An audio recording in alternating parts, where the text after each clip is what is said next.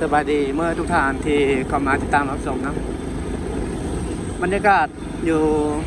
เขตตัวเมืองวังเวียงทุกท่านวันนี้ที่รถพาทุกท่านมาเลาะเซลชมเบิงบรรยากาศของมือวันพุธนะวันนี้วันที่7เดือนมังกร2026ทุกท่านจุดนี้จะเป็นจุดเขาขายอาหารกันกินอยู่แถววัดบานเวียงแก้วเนาะท่านโอ้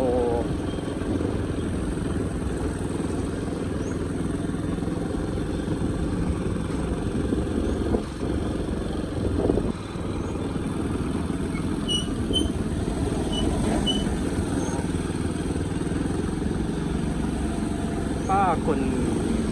เมืองวังเวียงคึกคืนได้เนาะมื้อนี้ก็คึกคืนครับใกล้จะค่ำตอนนี้ใกล้จะมืดมื้อนี้มือเขาขายลีกลาวเนาะหรือว่าขายหวยลาวนั่นเองเมื่อวันพุธมื้อนี้รถเขามาจอดแถวนี้เบิ่งมีแต่รถนักท่องเที่ยวทางนั้นอยู่ค่ะรถนักท่องเที่ยวจะล่าที่สุดเลย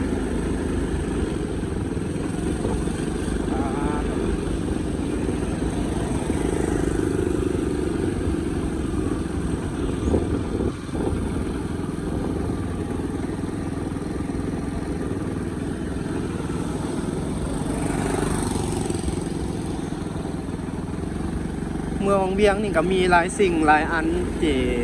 เกิดขึ้นไหมเนาะทุกท่านเป็นโรงแรมเป็นโรงหมออย่างสิเขาก็สร้างใหม่อันนี้ครับทุกมาอัปเดตให้ทุกท่านเอาเบิ่งตลอดเลยเนาะแต่ว่าทุกมื้อเลยทุกท่านครับแต่นี้อัปเดตเป็นประจำเด้อทุกท่านเนาะท่านใดที่ติดตามครับตุกอยู่อยากเบิ่งเมืองวังเวียงเนาะเป็นประจำอัปเดตทุกมือเลยเนาะจะเป็นมือต่อมือเลยนะครับทุกถ่ายคลิปอัปเดตเรื่อยๆไปเบิ่งการเคลื่อนไหวอย่างต่างๆของเมืองวังเวียงนี่ก็เข้ามาเบิ่ง2ครับตุกได้เลยครับติดตาม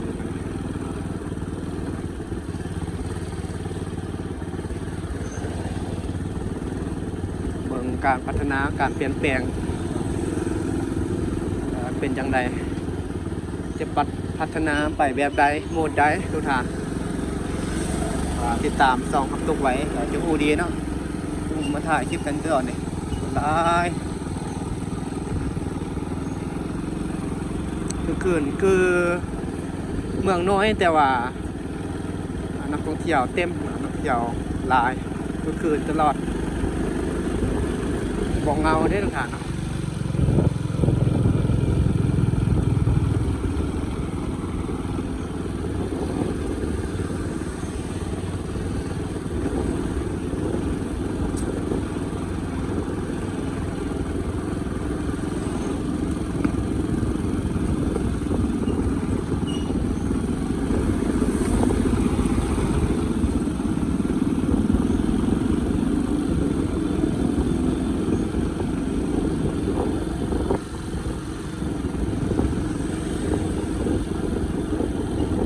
นี่คือสะอาดงามหูงามตาดีกลางคืนตกกลางคืนมานี่แถวนี้รถจะติดตลอดเลยเพราะว่ามันมีอาหารแถวนี้เขาก็เริ่มแล้วนักท่องเที่ยวเริ่มมาแล้วเนาะ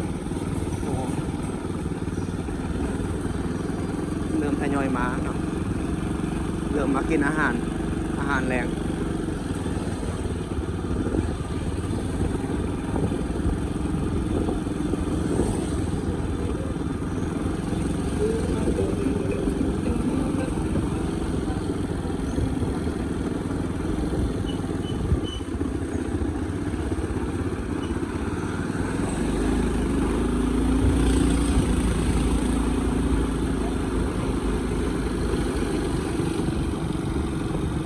เป็น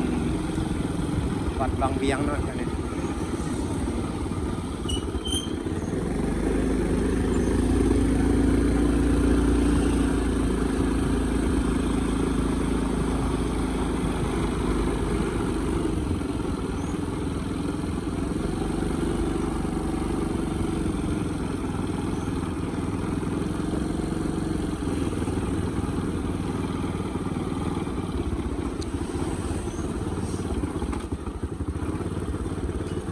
จอดถ่ายให้ทานเอาเบิ่งตัวนี้หน่อยหนึงตัวนี้เพิ่นก็สร้างจะเป็นโรงแรมไหมเนาะตอนนี้กำลังสร้างอยู่บ่แน่ใจคือกันว่าเพิ่นจะสร้างจากซันนี่ทุกท่านอันนี้จะเป็นตึกอาคารโรงแรมที่เกิดขึ้นใหม่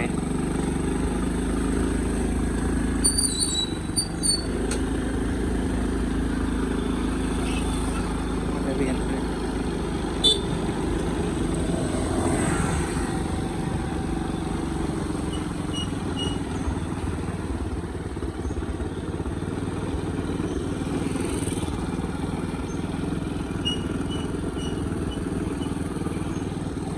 อาคารสร้างใหม่ก็มีหลายสิ่งหลายอันที่มีการเปลี่ยนแปลงไปตลอดทุกท่าน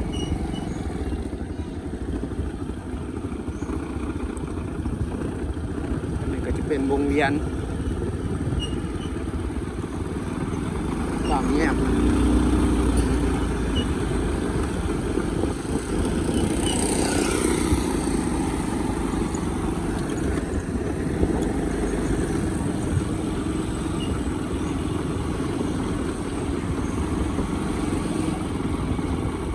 คืน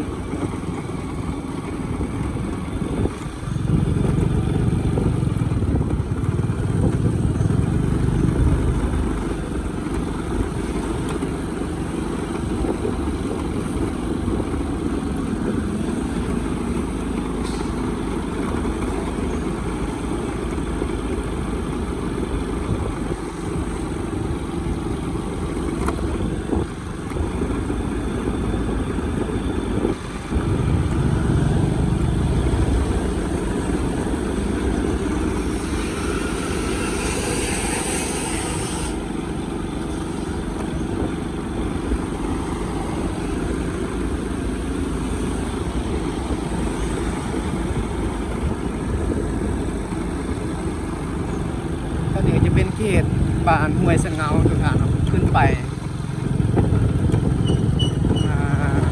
เดินมาสถานีรถไฟวังเวียงจะนี้ขึ้นไปสร้างใหม่เมื่อ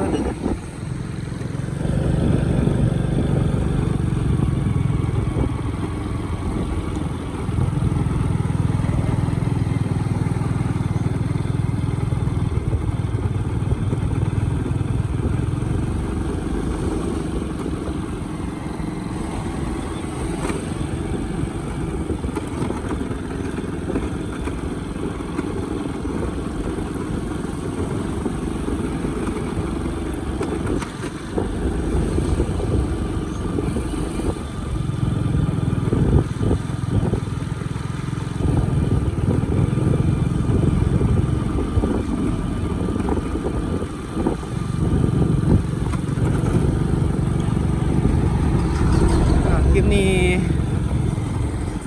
ขออนุญาตจบเกี่ยวมานี่เด้อทุกท่านเนาะนี่ก็คลิปสั้นๆเนาะอยากพาเที่ยวเบิ่งบรรยากาศในเขตตัวเมืองจนมาฮอดจุดนี้จบคลิปประมาณนี้แล้วก็พอกันไหมในคลิปหน้าทุกท่านเนาะกล่าวคำว่าสบายดี